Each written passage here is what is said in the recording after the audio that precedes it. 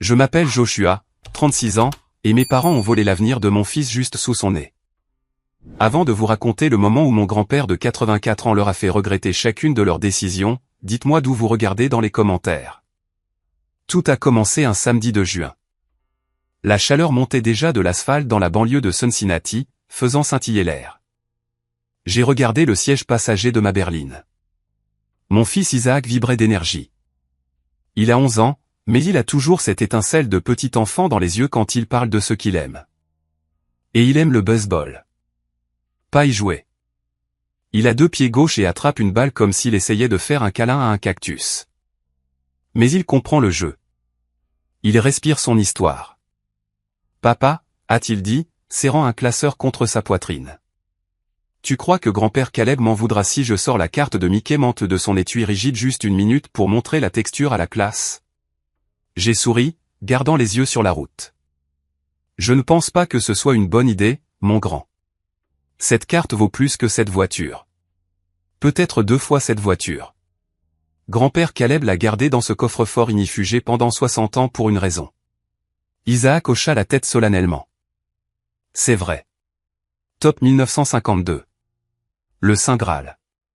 Je vais juste tenir l'étui en l'air. J'ai écrit tout mon discours sur les taches de chewing-gum au dos de la série. Je me suis penché et j'ai ébouriffé ses cheveux. Élever Isaac seul n'a pas été facile. Après mon divorce il y a 4 ans, c'était juste nous deux contre le monde. Mon ex-femme a décroché et je me suis jeté dans mon travail de comptable pour garder un toit au-dessus de nos têtes. Mais Isaac, il était mon ancre. Et cette collection de cartes de baseball, c'était son lien avec ses racines. Mon grand-père, Caleb, avait emménagé dans une maison de retraite 3 semaines auparavant. Ce n'était pas son choix. Il avait 84 ans, certes, mais il avait toute sa tête. Il faisait encore les mots croisés du dimanche au stylo. Mais mes parents, Robert et Margaret, ont insisté. Ils disaient que la maison était trop grande pour lui. Ils disaient qu'il risquait de tomber. Ils disaient qu'il avait besoin d'une surveillance professionnelle. Je n'étais pas d'accord, mais j'étais le fils qui n'avait jamais voix au chapitre. J'étais le silencieux, le comptable qui maintenait la paix. Ce silence était sur le point de prendre fin. Nous sommes entrés dans l'allée de la maison de mes parents. Enfin, techniquement, c'était la maison que grand-père Caleb avait construite en 1958, mais mes parents y vivaient avec lui depuis 15 ans. C'était un bel endroit. De grands chênes, une pelouse bien entretenue, le genre d'endroit qui crie « famille heureuse » à quiconque passe en voiture. Je me suis garé derrière une forme blanche massive et étincelante dans l'allée.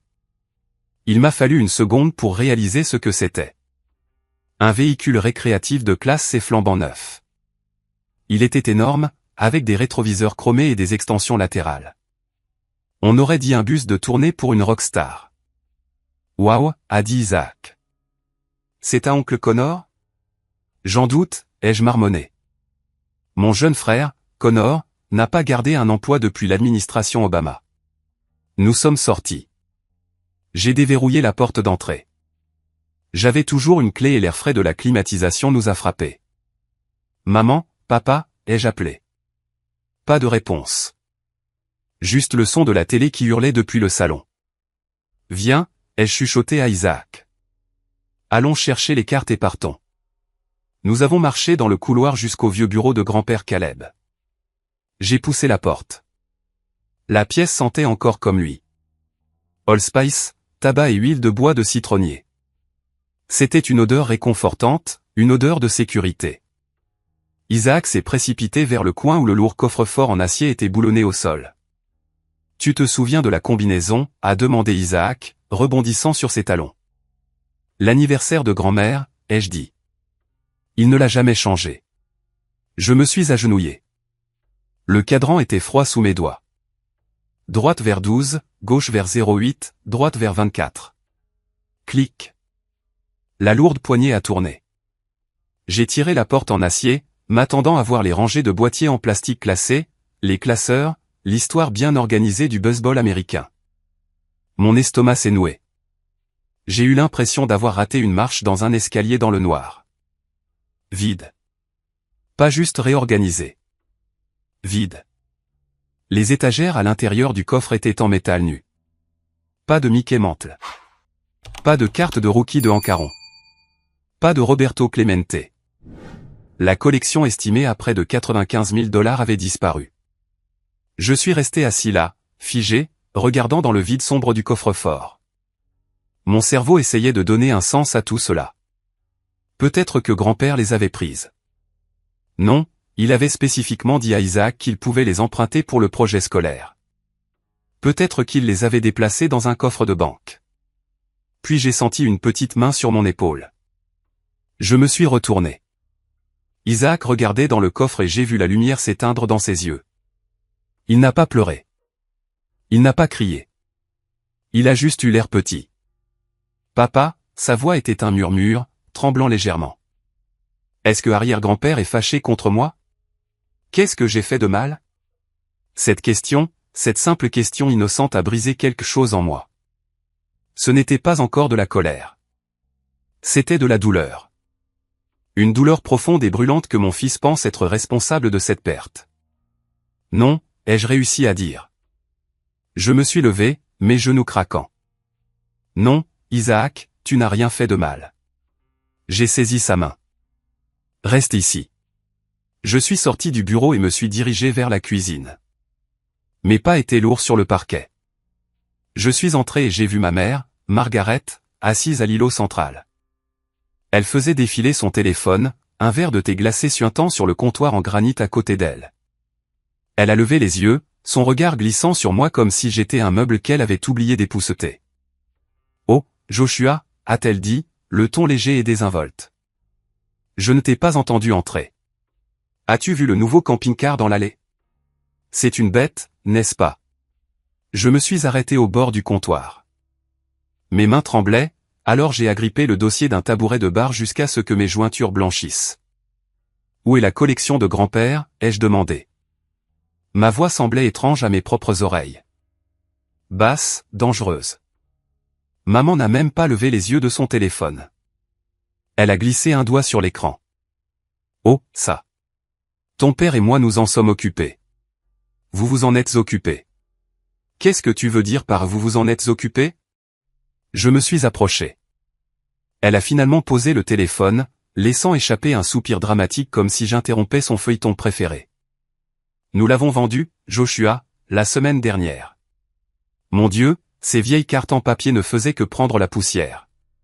De la moisissure probablement.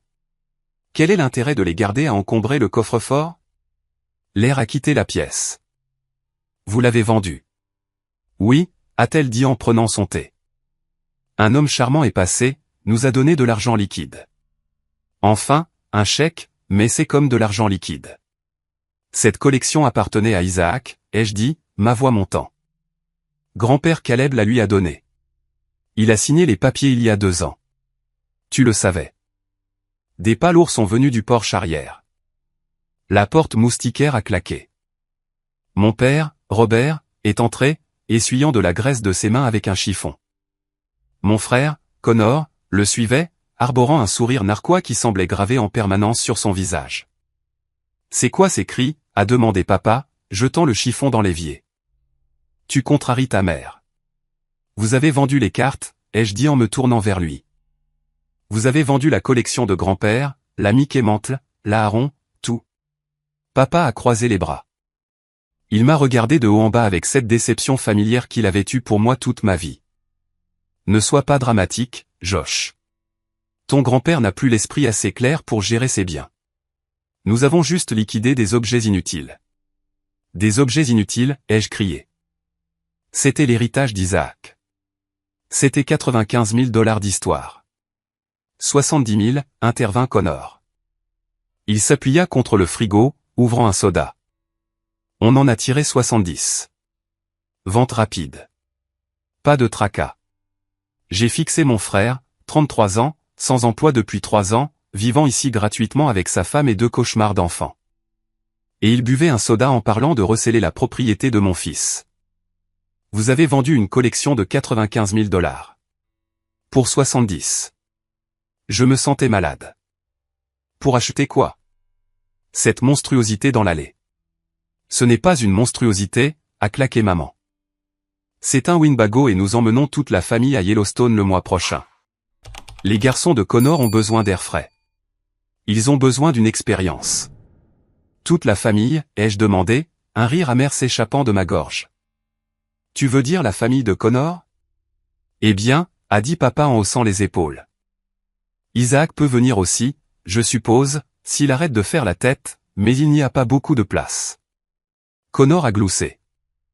De toute façon, qu'est-ce que Kiran? Désolé, Isaac a besoin de faire avec ses cartes? Le gamin ne sait même pas lancer une balle.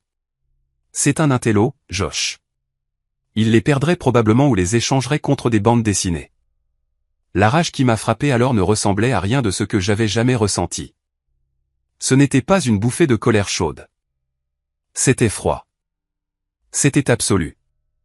Où est l'argent, ai-je demandé. Dépensé, a dit maman, souriant à nouveau. Acompte et assurance. Nous méritons cela, Joshua. Nous avons pris soin de ton grand-père pendant des années, le conduisant chez les médecins, cuisinant ses repas. Ces cartes ne sont qu'un retour sur investissement, une compensation pour notre temps. Je les ai regardées. Mes parents, mon frère, debout là dans la cuisine d'une maison qu'ils n'avaient pas payée, justifiant le vol. Compensation, ai-je grincé. Vous vivez dans sa maison gratuitement. Vous l'avez forcé à aller dans une maison de retraite pour pouvoir piller son coffre-fort. Surveille ton langage.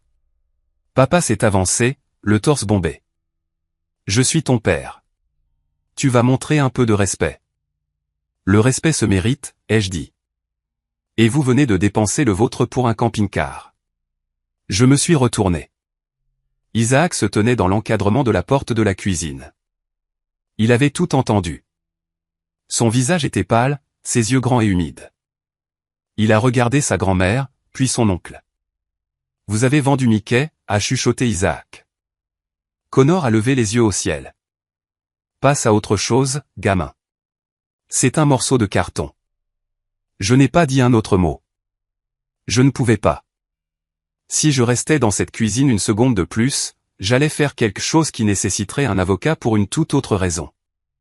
Je me suis approché, j'ai pris la main d'Isaac dans la mienne et nous ai fait marcher vers la porte d'entrée. Si tu passes cette porte, a crié maman après moi, sa voix perçante. Ne t'attends pas à une invitation pour la fête d'anniversaire. J'ai claqué la porte si fort que la vitre a tremblé dans son cadre.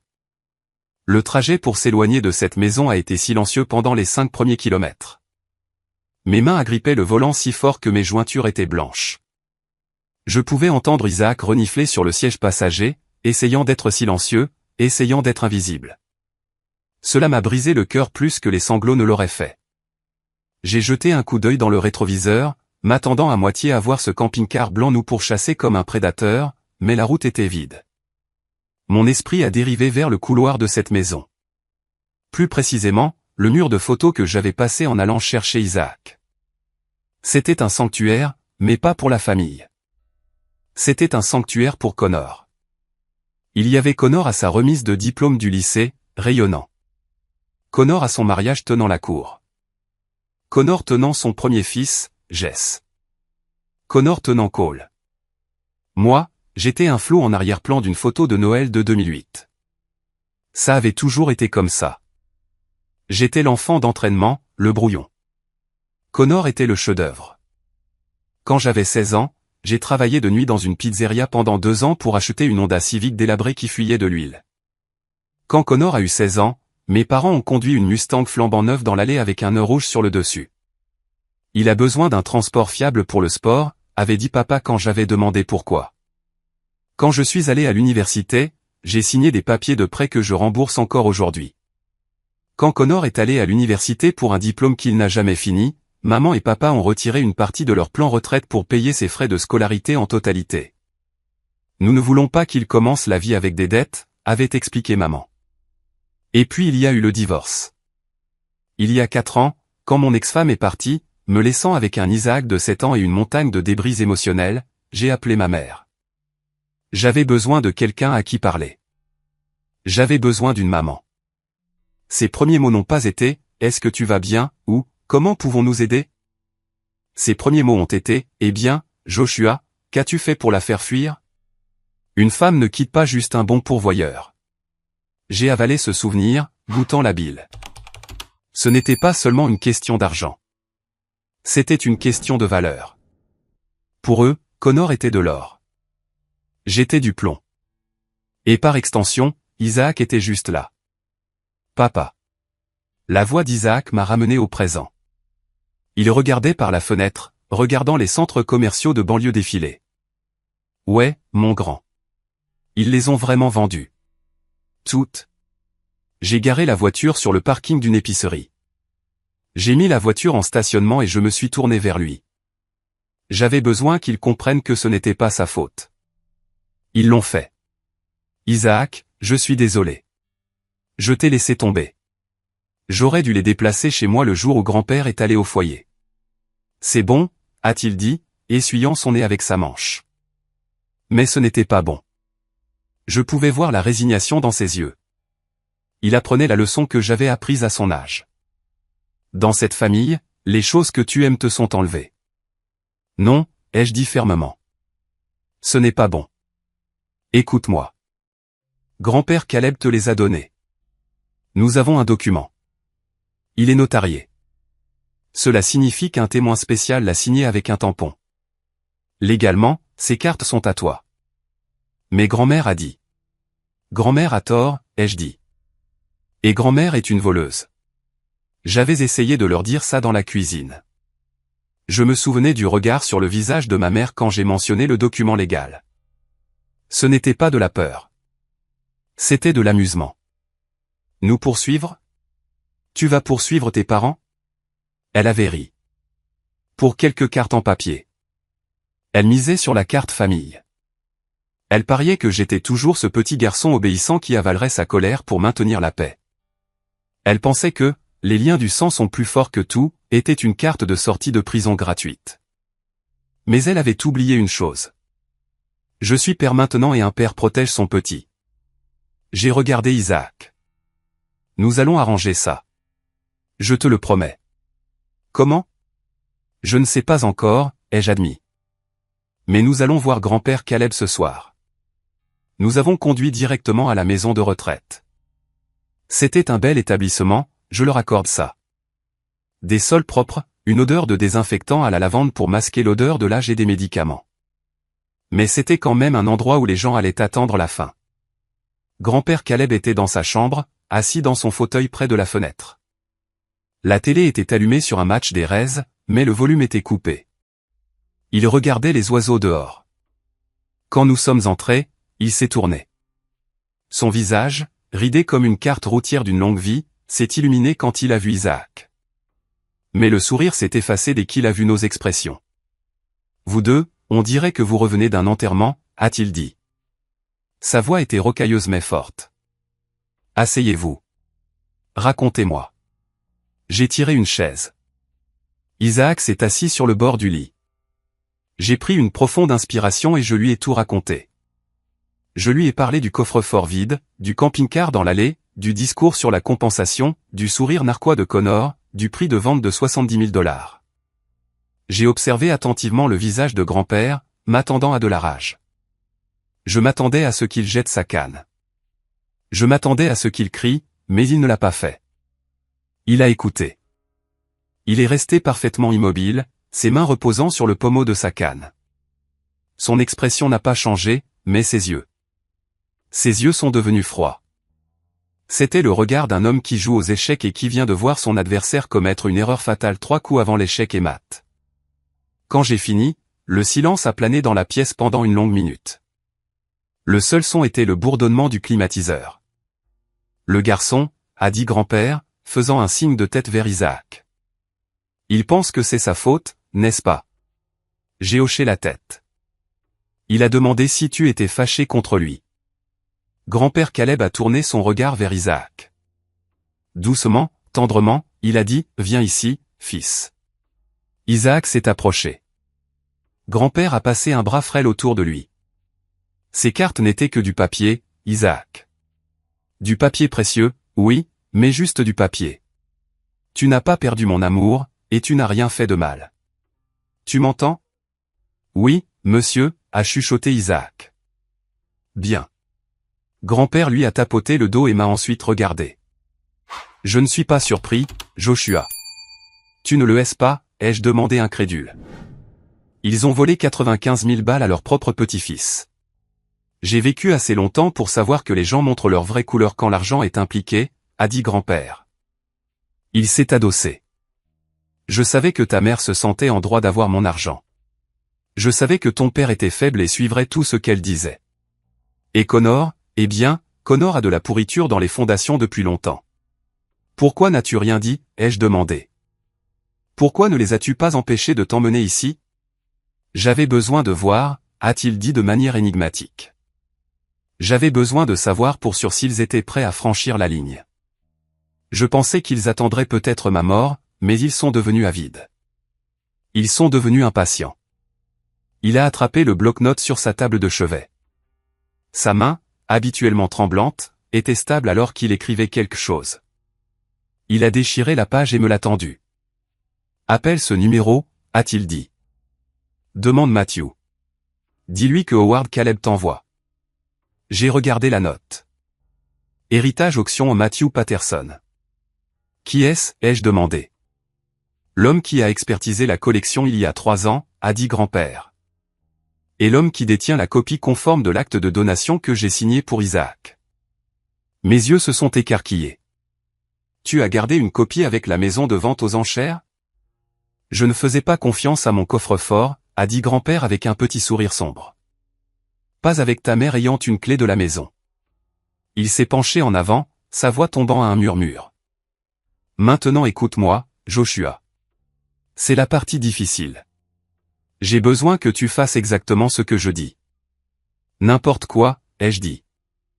J'appelle la police tout de suite. Non, a commandé grand-père.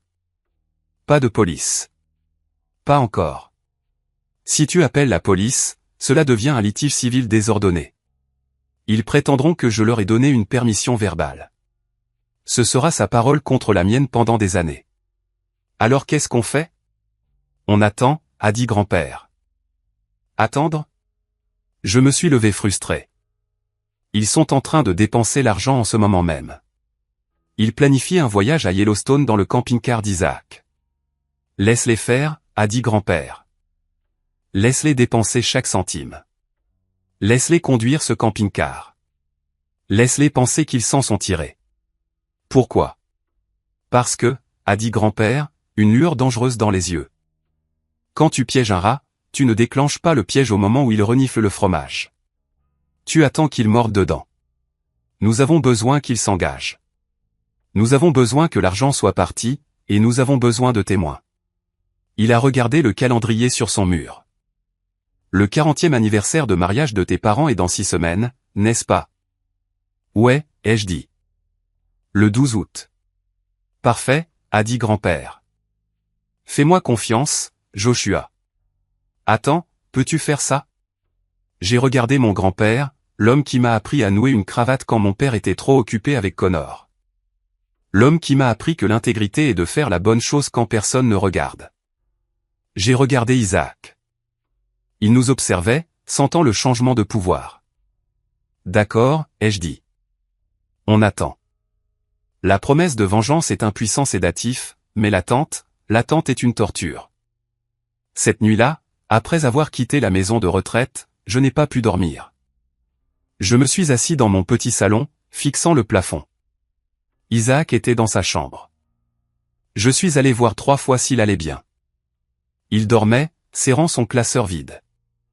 Je ressentais un cocktail d'émotions. De la culpabilité pour ne pas l'avoir protégé plus tôt. De la rage, brûlante et vive contre mes parents, mais surtout de la confusion. Que prévoyait grand-père? Pourquoi attendre 6 semaines? Le lendemain matin, j'ai appelé le numéro sur la note. Héritage auction, ici Matthew. Bonjour, je m'appelle Joshua Caleb. Mon grand-père, Howard Caleb, m'a dit de vous appeler.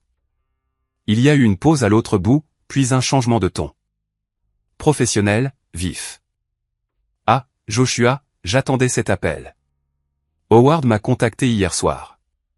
Je suppose que le coffre est vide? Nettoyé, ai-je dit. Ils l'ont vendu à un acheteur privé pour 70 000. 70? Matthew a ri pour de vrai. Ils se sont fait plumer. J'avais un acheteur aligné pour 95 000 fermes. Vos parents ont vendu bas pour avoir du liquide rapidement. Des amateurs.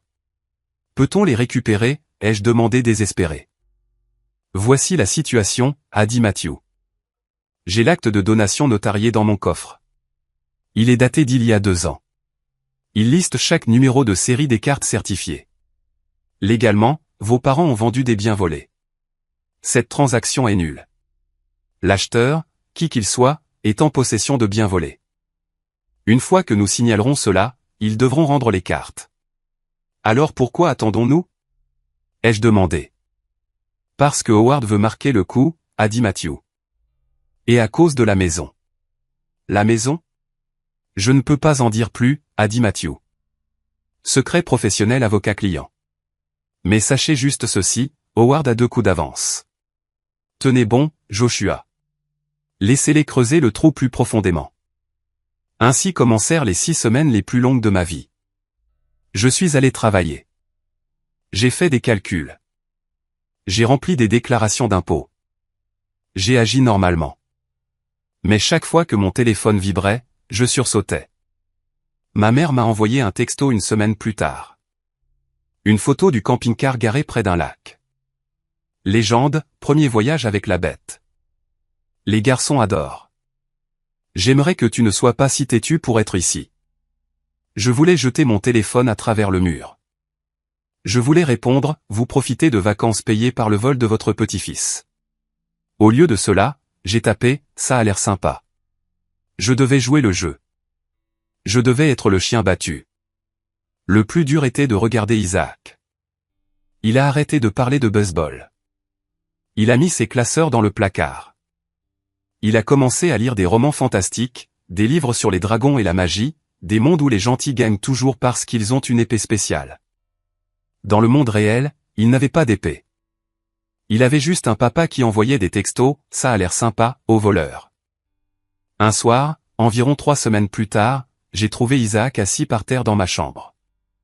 Papa, a-t-il dit, tu penses qu'ils ont vendu la carte de Clemente? Roberto Clemente, 1955. Ce n'était pas la carte la plus chère, mais c'était la préférée de grand-père. C'était la carte que grand-père avait achetée avec son premier salaire de l'usine en 1955. Il racontait à Isaac des histoires sur Clemente, sur sa charité, sur la façon dont il est mort en essayant d'aider les gens. Je ne sais pas, mon pote, ai-je dit en m'asseyant à côté de lui. J'espère que le nouveau propriétaire en prend soin, a dit Isaac doucement. J'espère qu'il ne la laisse pas au soleil. Je les serrai dans mes bras. Nous allons les récupérer. Je te jure, ça fait 3 semaines, papa, a-t-il dit en se dégageant. Il m'a regardé avec des yeux qui étaient trop vieux pour son visage. C'est parti. On doit juste l'accepter. Il est sorti de la pièce. Ce moment m'a anéanti. Mon fils avait abandonné. Il avait accepté que les adultes étaient des menteurs et des voleurs. J'ai détesté mes parents à ce moment-là, pas pour l'argent, mais pour avoir tué son innocence. Je rendais visite à grand-père 2 fois par semaine. Nous ne parlions jamais du plan. Nous parlions de la météo, des raises, de mon travail. Mais chaque fois que je partais, il me serrait la main et disait, on y est presque. Puis, 2 semaines avant la fête, l'invitation est arrivée. Ce n'était pas une invitation papier. C'était un message dans le chat de groupe de la famille élargie. Maman, barbecue du 40e anniversaire, 12 août à 17h. Traiteur, groupe live. Venez célébrer 40 ans d'amour. Puis un texto privé pour moi immédiatement après. Maman, Joshua, amène Isaac, mais assure-toi qu'il est bien habillé. Et ne parle pas des cartes. Je ne veux pas de scène. Aussi, nous n'invitons pas grand-père. J'ai fixé l'écran. Pas inviter grand-père. Maman, c'est trop difficile pour lui de voyager. Il devient confus. Nous ne voulons pas le contrarier. C'est mieux s'il reste au foyer où il est en sécurité. On lui apportera une part de gâteau le lendemain. J'ai ri. Un rire dur et amer dans ma cuisine vide. Il ne s'inquiétait pas qu'il soit confus. Ils s'inquiétaient qu'ils voient le camping-car. Ils s'inquiétaient que leur culpabilité les regarde en face. Ils voulaient célébrer leur amour dans la maison qu'il avait construite avec l'argent qu'il lui avait volé sans avoir à le regarder. J'ai conduit à la maison de retraite ce soir-là. Il ne t'invite pas, lui ai-je dit. Grand-père Caleb polissait ses lunettes. Il les a mises, m'a regardé et a souri. C'était un sourire de loup. Bien sûr que non, a-t-il dit. Il pense que je suis un fantôme. Loin des yeux, loin du cœur. Il s'est levé. Il s'est dirigé vers son placard et a sorti une housse à vêtements. Il l'a dézippée. À l'intérieur se trouvait un costume gris anthracite. Il avait l'air cher, vintage, mais intemporel. C'est pour l'enterrement, ai-je demandé, plaisantant sombrement. Non, a dit grand-père. C'est pour la fête. Mais ils ne t'ont pas invité, Joshua, a-t-il dit en lissant le revers du costume. J'ai construit cette maison. J'ai payé chaque brique. Je n'ai pas besoin d'une invitation pour marcher sur ma propre propriété. Il s'est tourné vers moi. Appelle Matthew. Dis-lui d'apporter les papiers et dis-lui d'amener l'avocat, Nathan. 12 août, 17h30. On s'incruste à la fête, ai-je demandé, un frisson d'adrénaline me traversant. On ne s'incruste pas, a dit grand-père. On y met fin. La dernière semaine précédant la fête a donné l'impression de retenir son souffle sous l'eau. Tu sais que tu dois faire surface à un moment donné, mais tu regardes juste les secondes s'écouler. J'ai dû acheter une nouvelle chemise habillée à Isaac. Nous sommes allés au centre commercial. Il était apathique, traînant les pieds. Pourquoi on doit y aller, s'est-il plaint. Ils ne veulent pas de moi là-bas. Oncle Connor se moque juste de moi. Nous devons y aller parce que grand-père nous l'a demandé, ai-je dit. Fais-moi confiance, Isaac, tu ne veux pas manquer ça. Est-ce que grand-père vient? J'ai hésité. Disons juste que grand-père a une surprise. Le matin du 12 août, je me suis réveillé avec l'impression d'aller au combat. Je me suis rasé de près. J'ai mis mon meilleur costume, celui que j'utilisais pour les audits avec l'IRS. Je voulais avoir l'air professionnel. Je voulais ressembler au comptable dont il se moquait toujours, mais qui venait maintenant équilibrer les comptes. J'ai récupéré Isaac. Il avait l'air élégant mais nerveux. Haut les cœurs, lui ai-je dit. Aujourd'hui est un bon jour. Nous avons conduit à la maison de retraite d'abord. Quand je suis entré dans la chambre de grand-père, je me suis arrêté net. Le vieil homme frêle en cardigan avait disparu. Là se tenait Howard Caleb, l'homme qui avait dirigé une entreprise de construction pendant 30 ans. Il portait le costume gris anthracite. Ses chaussures étaient cirées comme un miroir. Il avait une coupe de cheveux fraîche. Il se tenait droit, ignorant sa canne un instant pour ajuster ses boutons de manchette. Grand-père, a soufflé Isaac. Tu ressembles à une star de cinéma. Je ressemble à un homme qui a des affaires à régler.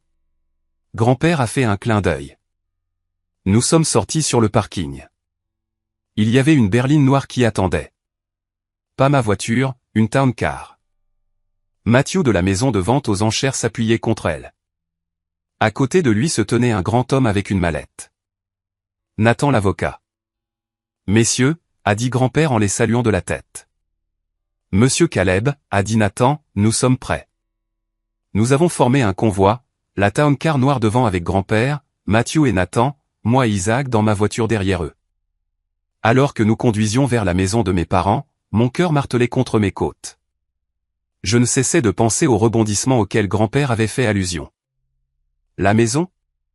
Quoi à propos de la maison? Je savais que grand-père avait donné la maison à mes parents il y a des années. C'était la légende familiale. Maman et papa s'occupent de grand-père, donc grand-père leur a donné la maison. C'était leur justification pour tout, pour leur sentiment d'avoir tous les droits, pour la façon dont ils me traitaient. C'est notre maison, nos règles. Mais Matthew avait dit quelque chose à propos du secret professionnel avocat-client. Nous avons tourné dans la rue. Elle était bordée de voitures. Mes parents avaient invité tout le monde. Voisins, vieux amis, cousins que je n'avais pas vus depuis des années. La musique battait son plein.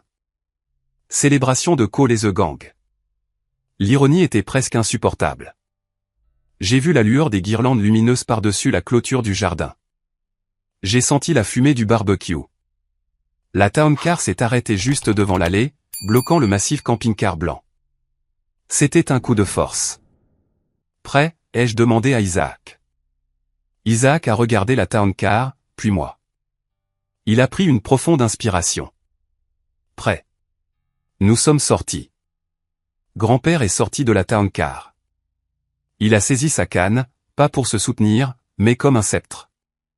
Il a regardé la maison qu'il avait construite.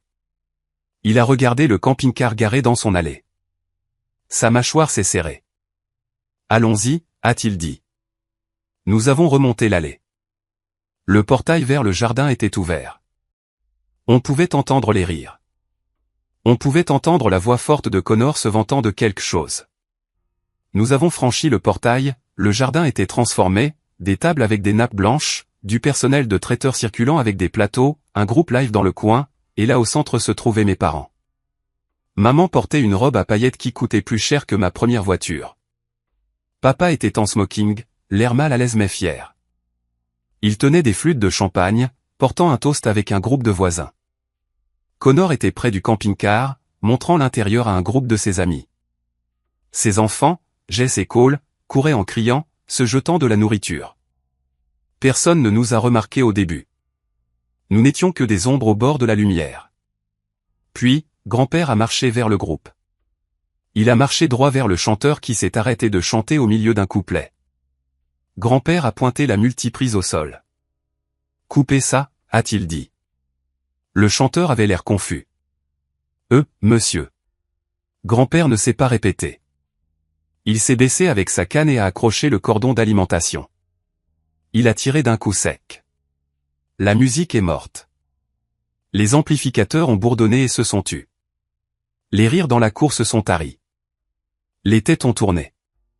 50 personnes ont regardé vers la scène. Ma mère s'est retournée, agacée. Qu'est-ce qui se passe bon sang avec le... Elle s'est arrêtée. Son verre a glissé de sa main.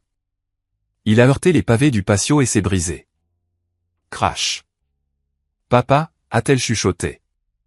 Grand-père Caleb se tenait là, flanqué de son avocat, du commissaire-priseur, de moi et d'Isaac. Il ressemblait au jugement dernier dans un costume 3 pièces. « Bonjour, Margaret », a dit grand-père. Sa voix n'était pas forte, mais dans le silence soudain, elle portait jusqu'à la clôture du fond. « Joyeux anniversaire ». Papa s'est précipité, le visage pâle. « Papa, qu'est-ce que tu fais ici ? Qui t'a amené ? Tu devrais te reposer. » J'ai fini de me reposer, Robert, a dit grand-père.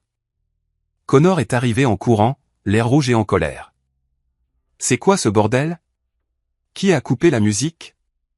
Josh, c'est toi qui l'as amené ? Il est censé être au foyer. Ce n'est pas un prisonnier, Connor, ai-je dit, me plaçant à côté de grand-père. C'est une fête privée, a crié Connor. Vous ne pouvez pas juste débarquer ici et gâcher la soirée de maman et papa. Grand-père Caleb a tourné lentement la tête pour regarder Connor. Fête privée, a-t-il répété. Sur la propriété de qui ? Sur notre propriété, a craché Connor. La maison de maman et papa. Grand-père a ri. C'était un son sec et froid.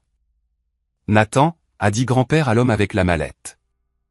Voudriez-vous s'il vous plaît éclairer mon petit-fils ? Nathan s'est avancé. Il a ouvert sa mallette. Le clic des loquets a résonné comme des coups de feu. La tempête était arrivée. Le silence dans le jardin était lourd, suffocant. Les invités, des voisins qui nous connaissaient depuis des décennies, des parents qui ne se montraient que pour la nourriture gratuite, regardaient avec de grands yeux. Ce n'était pas juste une dispute de famille. C'était du théâtre. Nathan, l'avocat, a sorti un document de sa mallette. Il l'a tenu en l'air, mais ne l'a donné à personne pour l'instant. Je m'appelle Nathan Reed, a-t-il annoncé, sa voix portant comme dans un tribunal. Je suis le représentant légal de Monsieur Howard Caleb. Nous n'avons pas besoin d'avocat ici, a bafouillé mon père en essayant d'éloigner les invités. Tout le monde, s'il vous plaît. Juste un malentendu. Prenez du gâteau. Que personne ne bouge, a dit grand-père. L'autorité dans sa voix était absolue. Personne n'a bougé. Grand-père a fait un pas en avant dans le centre de la lumière du patio. Il a regardé ma mère. Il y a 2 mois, a commencé grand-père en s'adressant à la foule, j'ai été placé dans une maison de retraite. Ma fille et son mari ont dit que c'était pour ma santé. Ils ont dit que j'avais besoin de soins. Il a fait une pause, laissant cela s'imprégner. Mais au moment où j'ai quitté cette maison, ils sont allés dans mon bureau privé. Ils ont ouvert mon coffre-fort ignifugé et ils ont retiré une collection de cartes de baseball que je constitue depuis 1958. Une vague de chuchotements a traversé la foule. Cette collection, a continué grand-père, sa voix montant, a été légalement donnée à mon arrière-petit-fils, Isaac, il y a 2 ans. Il a pointé un doigt tremblant vers Isaac debout à mes côtés. Tous les yeux se sont tournés vers Isaac. Il se tenait droit, se tenant le flanc, mais il ne s'est pas dérobé. Ils ont pris la propriété d'Isaac, a dit grand-père, pointant maintenant le camping-car étincelant dans l'allée. Et ils l'ont vendu. Ils ont vendu un actif de 95 000 $ pour 70 000 $ à un rustleur juste pour acheter ça. La foule s'est tournée pour regarder le camping-car. Le trophée ressemblait soudain à une preuve. C'est un mensonge, a hurlé maman. Son visage était rouge, son calme volait en éclats. Il est sénile. Il ne sait pas de quoi il parle. Nous liquidions du désordre. Du désordre? Matthew l'expert s'est avancé. Madame Caleb, je suis Matthew Patterson de Héritage Auction. J'ai personnellement expertisé cette collection il y a 3 ans. Vous étiez dans la pièce. Vous connaissiez sa valeur et vous saviez qu'elle était destinée à Isaac. Vous, qui êtes-vous? A postillonné papa. Je suis l'homme qui a l'acte de donation notarié dans mon coffre, a dit Matthew calmement. Ce qui fait de la vente que vous avez effectué un acte criminel. Ça s'appelle vol qualifié et recel de biens volés. Criminel, Harry Connor nerveusement. Allez, c'est des histoires de famille. On avait besoin du camping-car pour le voyage en famille. Isaac n'aime même pas le baseball. La ferme, Connor, ai-je dit. C'était la première fois que je disais à mon frère de la fermer en public. Ça faisait du bien. Grand-père n'avait pas fini. Vous avez volé un enfant, a dit grand-père en regardant maman. Votre propre petit-fils, pour vous acheter un jouet et un jouet pour votre enfant chéri. Nous t'avons élevé, a crié papa vers moi, déviant le sujet. Nous t'avons mis des vêtements sur le dos.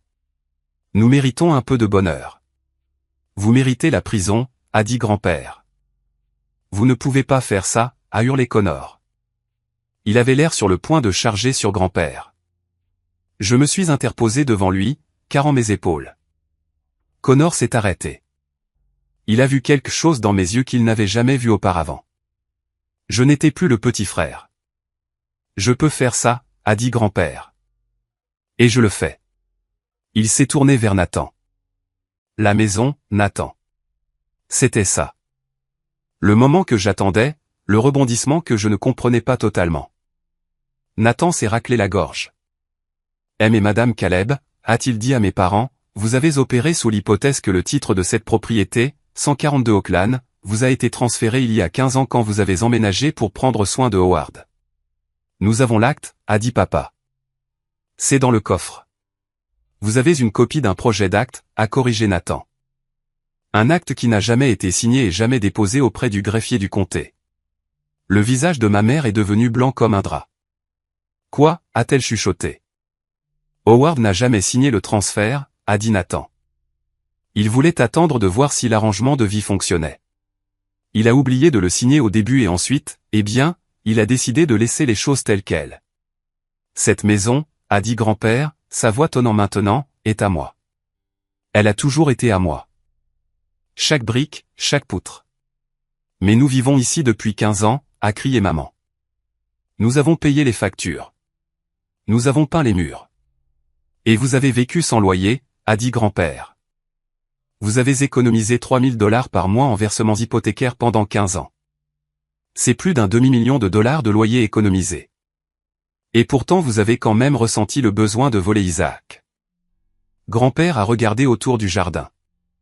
Il a regardé les guirlandes lumineuses.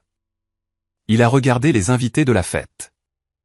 Je mets cette maison sur le marché, a annoncé grand-père. Les halètements des invités étaient audibles. Tu ne peux pas, a chuchoté papa. Je peux, a dit grand-père. Et je l'ai fait. J'ai signé le mandat de vente ce matin. Vous avez 90 jours pour quitter les lieux. 90 jours, a hurlé Connor. Où sommes-nous censés aller? J'ai des enfants. On ne peut pas déménager en 90 jours. Vous avez un camping-car, a dit grand-père en pointant l'allée. Je vous suggère de vivre dedans. Tant que vous l'avez encore. Qu'est-ce que tu veux dire par tant qu'on l'a encore, a demandé maman, tremblante. Nathan a repris la parole. L'acheteur des cartes a été contacté. Puisque la vente était frauduleuse impliquant des biens volés, la transaction est nulle. L'acheteur exige un remboursement complet des 70 000 $ immédiatement ou il portera plainte pour fraude. Mais nous l'avons dépensé, a dit papa, sa voix tremblante. Nous avons tout mis dans la compte du camping-car et l'assurance. Alors vous feriez mieux de vendre le camping-car, a dit Nathan. Et comme c'est maintenant un véhicule d'occasion, vous subirez une dépréciation de 20% au moment où vous sortirez du concessionnaire. Il vous manquera environ 15 000 $. Je vous suggère de commencer à économiser. Le calcul les a frappés. Ils étaient sans abri. Ils étaient endettés. Ils faisaient face à des accusations criminelles s'ils ne remboursaient pas l'argent. Maman a éclaté en sanglots. Des sanglots les heurtés. Pas des larmes de remords. Des larmes d'une narcissique qui vient de perdre son royaume. Comment as-tu pu, a-t-elle gémi vers grand-père. Je suis ta fille. Et lui, c'est ton petit-fils, a dit grand-père en désignant Isaac. Et tu l'as volé. Grand-père s'est tourné vers Isaac. Il a ignoré la femme gémissante, les invités stupéfaits et le frère en colère. Il s'est agenouillé sur un genou, grimaçant de douleur pour regarder Isaac dans les yeux. Isaac, a dit grand-père, je suis désolé d'avoir eu à faire ça devant toi, mais tu dois savoir quelque chose. La vérité compte. L'intégrité compte. Et personne, pas même la famille, n'a le droit de prendre ce qui est à toi. Vas-tu envoyer grand-mère en prison? A demandé Isaac, sa voix petite. Cela dépend d'eux, a dit grand-père. S'ils remboursent l'argent et rendent les cartes, je ne porterai pas plainte. Mais ils doivent quitter ma maison. Isaac a hoché la tête. Il a regardé sa grand-mère, qui criait maintenant sur mon père. Il a regardé Connor, qui donnait des coups de pied dans le pneu du camping-car. D'accord, a dit Isaac. Je veux rentrer à la maison maintenant. On y va, ai-je dit. Grand-père s'est levé. Il a regardé la foule d'invités qui étaient figés dans un silence gênant. Profitez du barbecue, a dit grand-père. J'ai payé le grill sur lequel ça cuit, aussi. Il s'est tourné et a marché vers le portail. J'ai pris la main d'Isaac. Nous l'avons suivi. Alors que nous passions devant le camping-car, Connor s'est jeté vers moi. Tu as fait ça. Tu l'as empoisonné contre nous. Je me suis arrêté. J'ai regardé mon frère. Pour la première fois de ma vie, je ne me sentais pas inférieur. J'ai ressenti de la pitié. Personne ne l'a empoisonné, Connor, ai-je dit. Vous avez juste fini par boire votre propre poison. Nous sommes sortis vers les voitures. La musique était toujours coupée. Le seul son était les cris de ma mère résonnant dans la nuit de banlieue. C'est le moment qui a tout changé, quand j'ai enfin repris le contrôle de ma vie et protégé mon fils. Merci d'avoir été patient et d'être resté avec moi jusqu'ici. Vous êtes incroyable. S'il vous plaît, appuyez sur le bouton j'aime et commentez un ci-dessous pour que je sache que vous êtes avec moi. Cela aide plus de gens à trouver cette histoire et cela me dit que mon expérience signifie quelque chose pour vous. Votre soutien est la plus grande motivation pour moi de partager le reste de ce voyage et comment nous avons reconstruit nos vies à partir des cendres. Le trajet de retour depuis la fête était différent de l'aller. La tension avait disparu, remplacée par une étrange adrénaline vibrante. Nous ne sommes pas retournés à la maison de retraite. J'ai emmené grand-père Caleb et Isaac chez moi. Mon petit appartement de 2 chambres ressemblait plus à un foyer que ce manoir sur Oakland ne l'a jamais fait. On a gagné, a demandé Isaac depuis la banquette arrière. Grand-père s'est retourné sur le siège avant. On n'a pas gagné, Isaac. Les guerres de famille n'ont pas de gagnants. On a juste arrêté de perdre. Ça m'est resté. Quand nous sommes arrivés à mon appartement, j'ai fait du thé. Nous nous sommes assis dans le salon. Mon téléphone explosait. Des textos de cousins qui étaient à la fête. Des appels de papa. Des appels de Connor. Je l'ai mis sous silence. Alors, ai-je dit à grand-père, 90 jours. 90 jours, a confirmé grand-père. Nathan signifie l'avis d'expulsion officielle demain. Ils doivent être partis pour novembre. Ils vont être indigents, ai-je dit. Je détestais qu'une partie de moi se sente encore mal pour eux. C'est dur de tuer le conditionnement d'une vie. Ce sont des adultes, a dit grand-père sévèrement. Robert a une pension. Connor a. Eh bien, Connor a des mains. Il peut travailler. Ils survivront, mais ils ne vivront plus de mon sang. Et les cartes, a demandé Isaac. Matthew s'en occupe, a dit grand-père. Il a contacté l'acheteur. L'acheteur est un collectionneur à Chicago. Il n'était pas content d'apprendre qu'il avait acheté des biens volés. Il retourne la collection à Héritage Auction la semaine prochaine. Nous récupérons la majeure partie. La majeure partie, ai-je demandé. L'acheteur a apparemment déjà vendu quelques cartes à l'unité, a admis grand-père. On les traque, mais le gros du lot, la Mantle, la Aron, est en sécurité. Le lendemain matin, les retombées ont commencé pour de bon. J'étais au travail quand Connor s'est présenté dans le hall. Il avait l'air débraillé. Il n'avait pas dormi. Tu dois lui parler, a dit Connor, me coinçant près de l'ascenseur. Tu dois lui dire d'arrêter.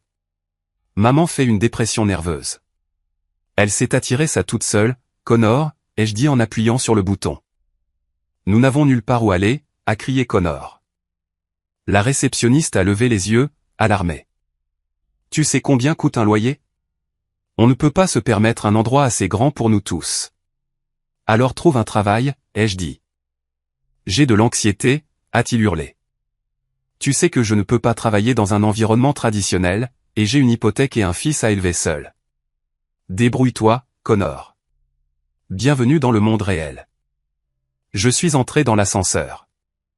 J'ai appuyé sur le bouton du 4e étage. Les portes se sont fermées sur son visage désespéré et en colère. C'était le moment le plus satisfaisant de ma vie professionnelle. Plus tard cet après-midi-là, Nathan m'a appelé. Les parents ont accepté les termes, a dit Nathan. Ils liquident le camping-car. Ils contractent un prêt personnel pour couvrir la différence afin de rembourser l'acheteur. En échange, Howard a accepté de ne pas porter plainte au pénal. Et la maison. Ils font leur carton. Ils ont demandé une extension. Howard a dit non. J'ai raccroché. C'était fini. La tyrannie de mes parents était brisée. Ce soir-là, grand-père Caleb a emménagé avec nous. Je lui ai donné ma chambre et j'ai pris le canapé jusqu'à ce qu'on puisse trouver un endroit plus grand. C'était exigu. C'était chaotique. Mais pour la première fois, ma maison semblait pleine. Isaac était assis par terre montrant à grand-père ses livres de fantaisie. Grand-père écoutait, véritablement intéressé. Tu sais, a dit grand-père. On devrait vendre la maison. Tu la vends, ai-je dit depuis la cuisine. Je veux dire, je la vends et j'utilise l'argent pour acheter un endroit pour nous trois, a-t-il dit. Quelque chose avec un jardin, mais pas trop grand, et un fonds de placement pour Isaac. J'ai arrêté de couper les légumes. Grand-père, tu n'es pas obligé de faire ça. Je ne le fais pas pour toi, a-t-il grogné. Je le fais pour ne pas avoir à écouter tes ronflements depuis le canapé. Nous avons ri. C'était un vrai rire. Mais il restait un point non résolu. Une semaine plus tard, Matthew a appelé. La collection était revenue. Nous sommes allés à la salle des ventes pour l'inspecter. Isaac a ouvert les boîtes avec des mains tremblantes. Il y avait Mickey Mantle. Il y avait Encaron. Mais il y avait un vide dans le classeur. La Roberto Clemente de 1955. Où est-elle, a demandé Isaac. Je suis désolé, a dit Matthew. L'acheteur a vendu celle-là immédiatement à une partie privée au Japon. Nous ne pouvons pas la récupérer. Isaac a fixé la pochette en plastique vide. Cette carte était la préférée de grand-père. C'était le cœur de la collection. Je m'attendais à ce qu'Isaac pleure. Je m'attendais à ce qu'il soit en colère. Au lieu de cela, il a pris une profonde inspiration. Il a sorti un morceau de papier de sa poche, un dessin qu'il avait fait de la carte de Clemente. Il a glissé le dessin dans la pochette vide. C'est bon, a dit Isaac. On a le reste, et on a grand-père.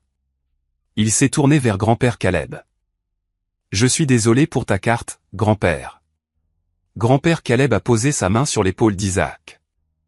Isaac, regarde-moi. Cette carte, c'était du carton. C'était l'image d'un homme. Mais toi, tu es l'homme. Tu t'es levé. Tu leur as fait face. Ça vaut plus que n'importe quelle carte.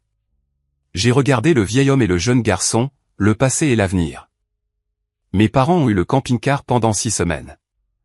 Ils ont eu la maison pendant 15 ans, mais ils ont fini avec rien. J'avais un appartement exigu, une voiture délabrée, et une famille qui avait traversé le feu et en était sortie en acier. Rentrons à la maison, ai-je dit. Et pour la première fois de ma vie, je savais exactement où c'était. Novembre à Cincinnati est impitoyable. Le ciel prend une teinte violette plate et meurtrie, et le vent venant de la rivière Ohio traverse votre manteau. C'était le temps parfait pour une expulsion. Je me tenais sur le trottoir du 142 Oakland tenant un presse-papier. Ce n'était pas mon travail d'être là. Nathan, l'avocat, s'occupait de l'état des lieux officiels, mais j'avais besoin de voir ça. J'avais besoin d'être témoin de la fin physique de leur règne. Leur limite était 17 heures. Il était 16h45.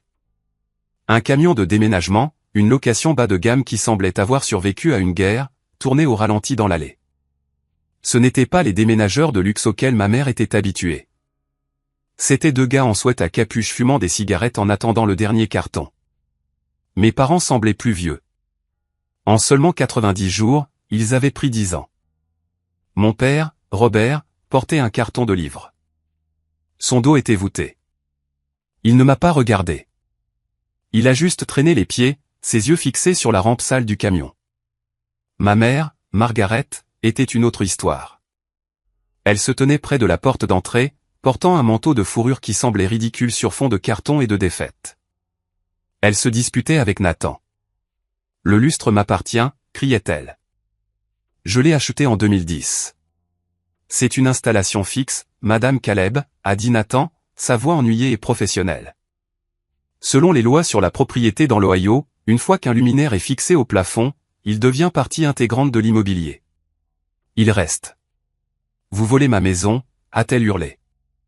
J'ai remonté l'allée. Le gravier a crissé sous mes bottes. Personne n'a rien volé, maman, ai-je dit. Tu as juste finalement dû payer le loyer. Elle s'est retournée. Ses yeux étaient bordés de rouge, son maquillage taché. Elle m'a regardé avec un mélange de haine et de désespoir qui m'a glacé les os. Toi, a-t-elle sifflé. Tu as fait ça. Tu l'as empoisonné. Tu as chuchoté à son oreille. Je n'ai pas eu besoin de chuchoter, ai-je dit calmement.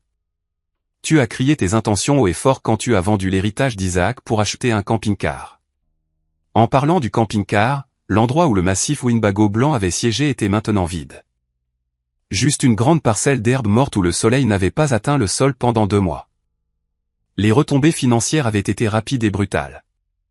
Je connaissais les chiffres parce que Nathan nous avait tenus informés. Ils avaient revendu le camping-car au concessionnaire. Mais comme Nathan l'avait prédit, ils ont pris un coup massif. Ils ont perdu 20% de la valeur à la seconde où ils l'ont sorti du lot, plus les frais du concessionnaire. Ils ont récupéré 55 000 $, mais ils devaient 70 000 $ à l'acheteur des cartes. Il leur manquait 15 000 $.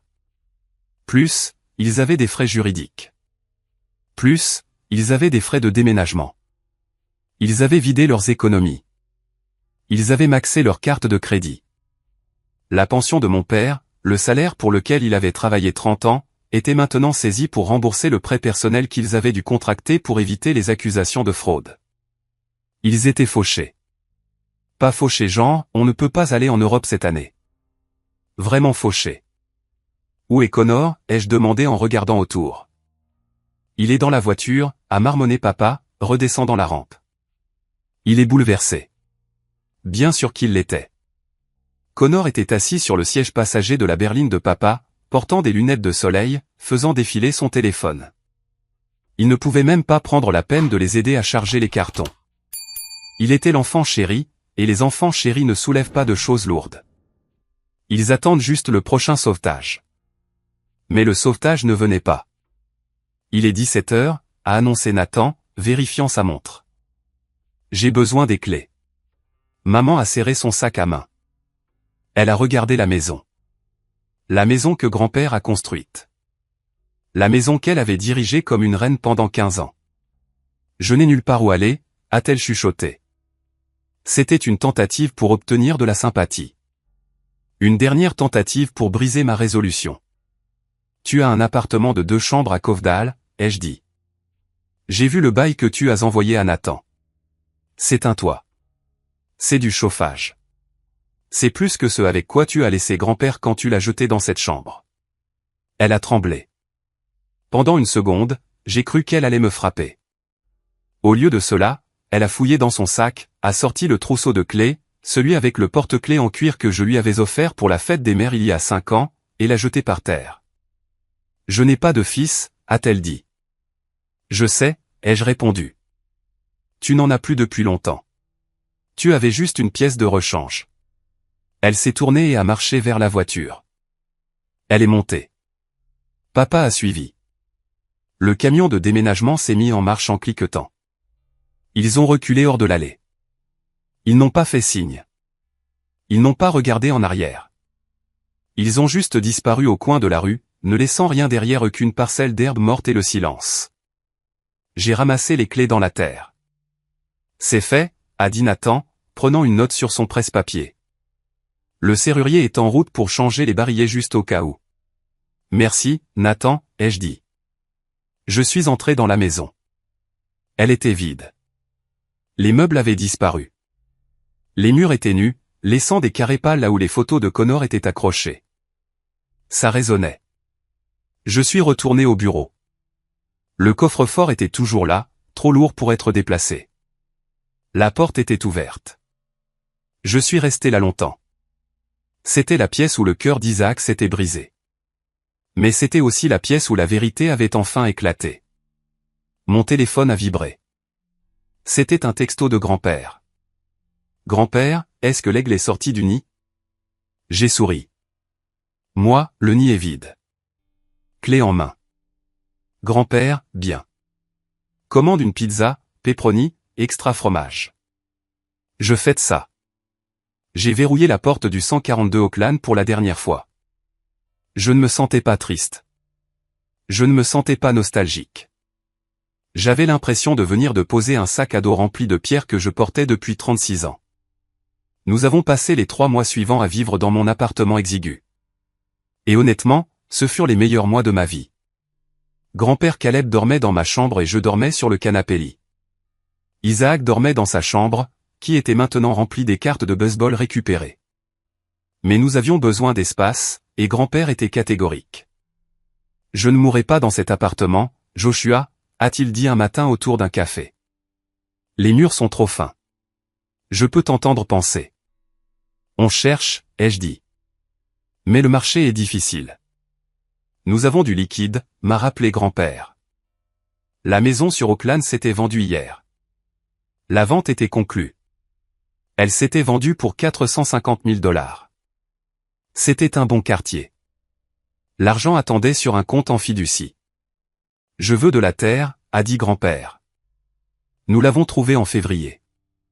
Une maison de plein pied à environ 20 minutes plus loin de la ville. Elle n'était pas grandiose. Elle n'avait pas de comptoir en marbre ou de lustre pour lequel ma mère se battrait, mais elle avait 3 chambres. Elle avait un large porche avant avec une balancelle, et elle avait un sous-sol fini qui était parfait pour un « musée de cartes », comme l'appelait Isaac. Nous l'avons acheté comptant, sans hypothèque. L'acte a été mis dans une fiducie, la fiducie Isaac Caleb. Grand-père était le fiduciaire, et j'étais le successeur. C'était blindé. Personne ne pouvait y toucher. Le jour du déménagement était différent cette fois. Il n'y avait pas de tension. Juste moi, Isaac et grand-père dirigeant les déménageurs avec sa canne comme un chef d'orchestre. Attention avec ce carton, criait grand-père. C'est les trucs de cuisine. Si vous cassez la cafetière, vous êtes viré. Les déménageurs riaient. Ils l'aimaient bien. Tout le monde l'aimait. Il avait cette gravité autour de lui. Un mélange de vieil homme grincheux et de sage espiègle. La vie s'est installée dans un rythme sain et beau. J'ai continué à travailler comme comptable, mais je ne prenais plus les heures supplémentaires. Je n'en avais pas besoin. La pression du « et si » avait disparu. Grand-père insistait pour payer l'épicerie et les factures avec le fonds de la maison. Économise ton salaire, me disait-il. Construis ton propre filet de sécurité. Ne finis pas comme ton père. Nous n'avions pas beaucoup de nouvelles d'eux, mais les nouvelles voyagent dans les petites villes. J'ai entendu par un cousin que la femme de Connor, Megan, l'avait quitté. Apparemment, le style de vie riche était la colle qui maintenait ce mariage.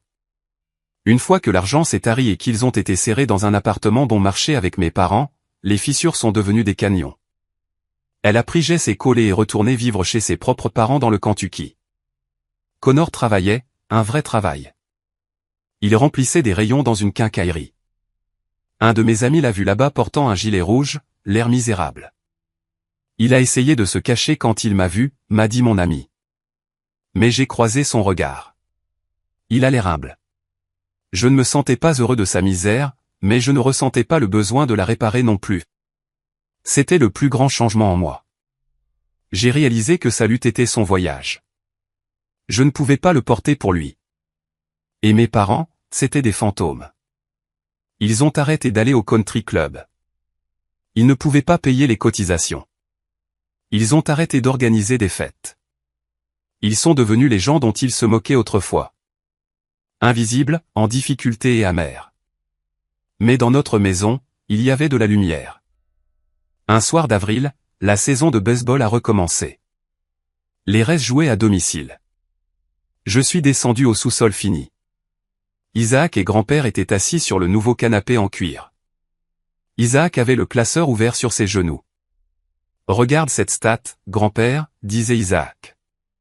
En 1968, Bob Gibson avait une MPM de 1.12. C'est impossible. Rien n'est impossible au baseball, a dit grand-père, sirotant sa racinette.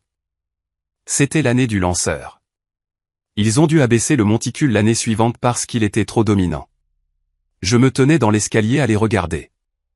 Le fossé générationnel avait disparu. Ils parlaient la même langue maintenant. Isaac a levé les yeux et m'a vu. « Papa, viens voir. » Grand-père me raconte la fois où il a vu Petros glisser la tête la première. Je suis descendu et me suis assis à côté d'eux. La pièce sentait le pop-corn et la moquette neuve.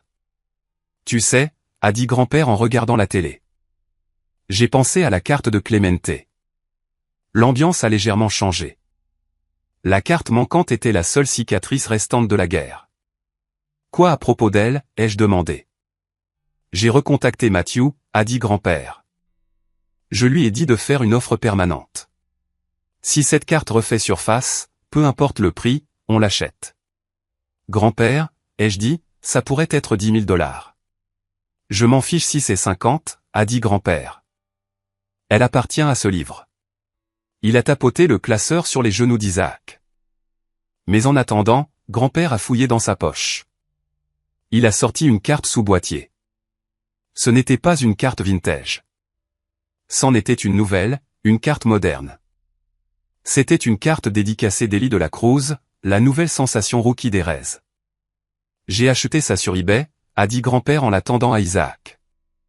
Ce n'est pas Clemente, mais c'est le début de la nouvelle collection. Ta collection, Isaac, celle que tu construis. Isaac a pris la carte. Ses yeux se sont écarquillés. Grand-père, c'est génial.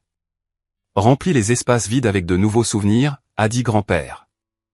C'est le secret, gamin. Tu ne regardes pas le trou. Tu regardes ce que tu peux mettre dedans. J'ai regardé mon grand-père et j'ai senti une boule dans ma gorge. Il n'apprenait pas seulement à Isaac des choses sur les cartes. Il lui apprenait comment survivre au traumatisme, comment reconstruire. Mais les ombres ont une façon d'essayer de revenir. 2 semaines plus tard, j'étais au travail quand la réceptionniste m'a appelé. Joshua, il y a un. Eh bien, c'est votre père. Il est sur la ligne 1. J'ai fixé le voyant rouge clignotant. Je ne lui avais pas parlé depuis l'expulsion. J'ai décroché le téléphone. Allô? Joshua. La voix de papa était fine, faible. C'est ta mère. Mon estomac s'est resserré. Qu'est-ce qui s'est passé? Elle est tombée, a-t-il dit, dans l'appartement. Le tapis était lâche. Elle s'est cassé la hanche. Elle est à l'hôpital, merci. Je suis désolé d'entendre ça, ai-je dit. Et je le pensais. La douleur est la douleur. Elle a besoin d'une opération, a dit papa. Et de rééducation. L'assurance ne couvre qu'une partie. Et nous, Josh, nous n'avons pas la franchise. C'est $5 000. Le silence s'est étiré sur la ligne. Je savais ce qui arrivait. Nous nous demandions, a bafouillé papa. Grand-père, il a l'argent de la maison. C'est une urgence médicale. La famille est de la famille, n'est-ce pas? L'audace m'a coupé le souffle. Après tout, après le vol, après, je n'ai pas de fils, ils appelaient pour de l'argent. J'ai fermé les yeux. J'ai pensé au petit garçon qui attendait dans le couloir pendant qu'il planifiait des vacances avec son héritage. J'ai pensé au coffre-fort vide. Papa, ai-je dit, te souviens-tu de ce que tu m'as dit quand ma femme est partie? Quand je me noyais? Josh, s'il te plaît. Tu m'as demandé ce que j'avais fait de mal, ai-je dit. Alors, je te le demande. Que as-tu fait de mal pour te retrouver dans une position où tu n'as pas d'économie à 65 ans? Ce n'est pas juste, a-t-il craqué. La vie n'est pas juste, ai-je dit. Et le vol non plus. L'argent de grand-père est dans un trust pour l'éducation d'Isaac. Ce n'est pas une tirelire pour vos erreurs. Appelle Connor. Peut-être qu'il peut prendre des heures supplémentaires. Connor ne peut pas, au revoir, papa, ai-je dit. J'ai raccroché le téléphone. Ma main tremblait. Pas de peur, mais du simple effort de maintenir une limite aussi lourde. Je n'ai pas parlé de l'appel à grand-père. Il n'avait pas besoin de ce stress. Mais j'ai réalisé alors que la guerre n'était pas juste une bataille. C'était un siège. Et je devais garder les mureaux. Le temps passe différemment quand vous êtes en paix. Les 2 années suivantes se sont floutées en un montage de victoires tranquilles. Isaac a commencé le collège. Il a grandi de 7 centimètres. Sa voix a commencé à muer. Et il a enfin arrêté de regarder ses chaussures quand il marchait. Il a rejoint le club de débat. Il s'avère qu'argumenter avec des faits et de la logique était son sport. Il était bon à ça, vicieusement bon. Je l'ai regardé démanteler un adversaire dans un débat sur l'énergie renouvelable. Et j'ai vu un éclair de grand-père Caleb dans ses yeux. Grand-père ralentissait, cependant. La canne est devenue un déambulateur. Puis le déambulateur est devenu un fauteuil roulant pour les longues distances. Mais son esprit est resté un piège d'acier. Chaque dimanche, nous avions un rituel. Nous allions au musée des cartes au sous-sol et grand-père choisissait une carte. Il racontait l'histoire de l'endroit où il l'avait achetée, qui jouait ce jour-là, quel temps il faisait en 1958 ou 1963. Je les enregistrais. J'installais mon téléphone sur un trépied et je le laissais juste parler. C'est la série top de 1960, a dit grand-père à la caméra un dimanche, tenant un classeur au design horizontal. Les gens détestaient ça au début. Disaient que ça avait l'air faux. Mais parfois, il faut tourner les choses de côté pour les voir clairement. Il a regardé la caméra, puis moi. Comme cette famille, Josh, nous avons dû la retourner pour la réparer. J'ai réalisé qu'il nous donnait une feuille de route. Il savait qu'il ne serait pas là pour toujours. Il laissait des petits cailloux. Un mardi pluvieux de novembre, exactement 2 ans après l'expulsion, j'ai reçu un appel de l'avocat, Nathan. Joshua, peux-tu venir à mon bureau? Amen Howard. Est-ce que tout va bien? Nous avons conduit en ville. Grand-père était silencieux sur le siège passager. Il portait son cardigan préféré. Quand nous nous sommes assis dans la salle de conférence, Nathan a fait glisser un document épais sur la table en acajou. Howard a fait quelques ajustements finaux au trust, a dit Nathan, et il voulait que tu sois au courant des clauses spécifiques concernant la famille élargie. J'ai ouvert le document. C'était du jargon juridique complexe, mais l'essentiel était clair. Au décès de Howard Caleb, la maison et tous les actifs financiers sont transférés immédiatement au Trust Joshua Caleb. Un legs spécifique de $1 est laissé à Robert Caleb. Un legs spécifique de $1 est laissé à Connor Caleb. $1, ai-je demandé en regardant grand-père. Cela les empêche de contester le testament, a expliqué Nathan. Si tu ne leur laisses rien, ils peuvent argumenter que tu les as oubliés ou que tu étais mentalement incompétent. Si tu leur laisses $1, cela prouve que tu t'es souvenu d'eux et que tu as spécifiquement choisi de leur donner ça. C'est le message final, a dit grand-père doucement. Ça dit, je vous ai vu. Je me suis souvenu de vous. Et c'est ce que votre loyauté valait. Et il y a une clause funéraire, a ajouté Nathan. Monsieur Caleb a stipulé que ces funérailles seront un service privé. Sur invitation seulement. La sécurité sera engagée pour faire respecter la liste des invités. Tu les bannis de tes funérailles, ai-je demandé. Cela semblait lourd. Définitif. Grand-père a regardé par la fenêtre la ligne d'horizon de la ville. Des funérailles, c'est pour que les vivants fassent leur deuil, Joshua. Il ne me pleure pas. Il pleure le distributeur automatique qui est tombé en panne. Je ne veux pas qu'ils jouent leurs fausses larmes sur mon cercueil. Je veux toi. Je veux Isaac. Je veux la paix. D'accord, ai-je dit, me penchant pour prendre sa main. Sa peau était comme du papier, sèche et fraîche. Tout ce que tu veux. Nous avons quitté le bureau. Sur le chemin du retour, grand-père a demandé de s'arrêter pour une glace. Nous nous sommes assis dans la voiture en mangeant des cônes à la vanille sous la pluie. Tu es un bon père, Joshua, a-t-il dit soudainement. Je me suis figé. J'avais passé toute ma vie à attendre que mon propre père dise ça. L'entendre de grand-père m'a frappé comme un coup physique. J'essaie, ai-je dit. Tu as brisé le cycle, a-t-il dit. C'est la chose la plus difficile qu'un homme puisse faire. La rivière veut couler comme elle l'a toujours fait. Tu as construit un barrage. Tu as sauvé le garçon. Tu nous as sauvés, ai-je corrigé. Non, grand-père a secoué la tête. J'ai juste fourni les munitions. Tu as appuyé sur la gâchette. Tu t'es levé à la fête. Tu les as tenus à l'écart. Tu as fait le travail. Il a fini sa glace et s'est essuyé la bouche avec une serviette. Je suis fier de toi. Je voulais juste que tu le saches. Cette nuit-là, grand-père s'est endormi et ne s'est pas réveillé. Ce n'était pas dramatique. Il n'y a pas eu de sirène d'ambulance hurlant dans la nuit. Je suis juste allé voir comment il allait à cette heure parce que je ne sentais pas le café. Il était au lit, l'air paisible. Ses lunettes étaient pliées sur la table de chevet à côté d'une photo de lui et Isaac. Le chagrin était un raz-de-marée, mais c'était un chagrin propre. Il n'était pas compliqué par la culpabilité ou les non-dits. Nous avions tout dit. Les funérailles étaient exactement comme il le voulait. Petites, privées, juste moi, Isaac, Nathan, Matthew et quelques vieux amis de grand-père de l'époque de la construction. Nous avions engagé 2 policiers en congé pour se tenir à la porte du cimetière. Bien sûr, à peu près à la moitié du service, une berline rouillée s'est arrêtée. Mes parents. J'ai regardé depuis le côté de la tombe alors que l'officier les arrêtait. J'ai vu mon père argumenter. J'ai vu ma mère pleurer. Ses larmes théâtrales et gémissantes. L'officier a secoué la tête. Il a pointé la route. Ils sont restés là un moment, regardant le petit groupe rassemblé autour de la tombe.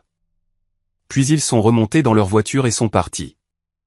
Isaac se tenait à côté de moi. Il avait 13 ans maintenant. Il portait un costume noir qui lui allait parfaitement. Il n'a pas regardé la voiture. Il a gardé les yeux sur le cercueil. Il est en sécurité maintenant, a chuchoté Isaac. Ouais, ai-je dit. Il l'est. Dans les semaines qui ont suivi, la maison semblait calme, mais pas vide. La présence de grand-père était partout. Dans l'odeur d'huile de citron dans le bureau, dans les mots croisés à moitié finis sur la table basse. Nous avons reçu l'héritage. C'était substantiel. Le produit de la vente de la maison, ses économies, ses investissements. C'était assez pour assurer que l'université d'Isaac soit payée, assez pour me laisser prendre une retraite anticipée si je le voulais, et assez pour nous garder en sécurité. Mais le véritable héritage n'était pas l'argent. Un soir, environ un mois après les funérailles, Isaac m'a appelé au sous-sol. « Papa, regarde. » Il tenait le classeur, la page avec l'emplacement vide de la Clemente. « Qu'est-ce qu'il y a ? » « J'ai reçu un colis aujourd'hui, » a dit Isaac. « Du Japon. » Mon cœur s'est arrêté. « Quoi ? » « Regarde l'adresse de retour. » J'ai regardé le colis sur la table. L'écriture était élégante. De Monsieur Tanaka. À l'intérieur du colis, il y avait une note. « Cher Isaac, j'ai acheté une carte Roberto Clemente de 1955 il y a 2 ans. Récemment, je lisais un article en ligne sur une collection volée à Cincinnati. J'ai réalisé que le numéro de certification correspondait. Je suis un collectionneur, mais je suis aussi un grand-père. Cette carte a une maison et ce n'est pas avec moi. Veuillez accepter ce retour. Sans frais. Honorez votre grand-père. » Et elle était là, dans un étui en plastique dur, la Roberto Clemente de 1955. Les coins étaient nets. La couleur était vibrante. Les mains d'Isaac tremblaient alors qu'il la glissait dans la pochette vide. Elle s'adaptait parfaitement. La collection était à nouveau entière. Nous sommes restés assis là en silence, fixant la page complétée. Il savait, a dit Isaac, essuyant ses yeux. Grand-père savait qu'elle reviendrait. Il avait la foi, ai-je dit. Cette nuit-là, j'ai réalisé que l'histoire ne concernait pas le vol. Elle ne concernait pas le camping-car ou les parents toxiques ou l'expulsion. Elle concernait le pont. Le pont entre le passé et l'avenir. Mes parents avaient essayé de brûler ce pont pour se réchauffer. Grand-père Caleb l'avait reconstruit pierre par pierre pour nous faire traverser. J'ai 39 ans maintenant. Mon fils entre au lycée l'année prochaine. Il veut être archiviste. Il veut protéger l'histoire. Mes parents sont toujours dans cet appartement à Covedale. J'ai entendu dire que Connor avait 2 emplois maintenant. Peut-être qu'ils apprennent. Peut-être pas. Ça n'a plus d'importance pour moi. Je leur ai pardonné. Pas parce qu'ils le méritent, mais parce que je mérite la paix. Je regarde Isaac organiser ses cartes, confiant et aimé. Et je sais une chose pour sûr. Le cycle est brisé. L'enfant de rechange est devenu le protecteur. L'enfant silencieux a trouvé sa voie. Et le vieil homme sur le porche. Eh bien, il veille toujours sur nous, s'assurant que nous ne manquons pas la glissade vers le marbre. Waouh! Juste d'écrire cette fin m'a mis les larmes aux yeux. Ça a été un long voyage depuis ce coffre-fort vide jusqu'à ce moment de paix. Si vous retenez quelque chose de mon histoire, s'il vous plaît que ce soit ces 3 choses. La documentation légale, c'est de l'amour. Grand-père Caleb ne s'est pas contenté de croire que les choses s'arrangeraient. Il a notarié des papiers. Il avait des duplicata. Il a traité ses biens avec respect. Si vous voulez laisser quelque chose à vos enfants, mettez-le par écrit. Ne laissez pas de place aux vautours. Le silence n'est pas la paix. Pendant des années, je suis resté silencieux pour maintenir la paix. Tout ce que cela a fait, c'est permettre à ma famille de m'abuser et finalement de voler mon fils. Fixer des limites, même si cela signifie expulser vos propres parents, est un acte de respect de soi. Écoutez les silencieux. Isaac n'a pas crié. Il a juste demandé s'il avait fait quelque chose de mal. La douleur la plus profonde chuchote souvent. Protégez les cœurs silencieux dans votre vie. Maintenant, je veux vous entendre. Avez-vous déjà dû couper les ponts avec un membre de la famille pour protéger votre paix? Ou peut-être avez-vous été l'enfant de rechange comme moi? S'il vous plaît, laissez un commentaire ci-dessous avec vos pensées. Merci d'avoir écouté, d'avoir validé ma douleur et d'avoir célébré notre victoire. Vous êtes les meilleurs. À la prochaine vidéo.